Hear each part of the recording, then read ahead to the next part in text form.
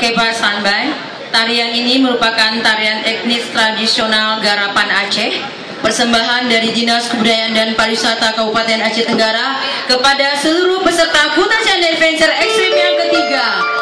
Tarian ini akan kami persembahkan pada hari yang merupakan launching, karena tarian ini akan kami tampilkan pada Festival Sabang Fair yang akan dilaksanakan pada tanggal 21 Mei tahun 2016 di Sabang. Mohon doa restunya, semoga Aceh Tenggara mendapat prestasi yang terbaik.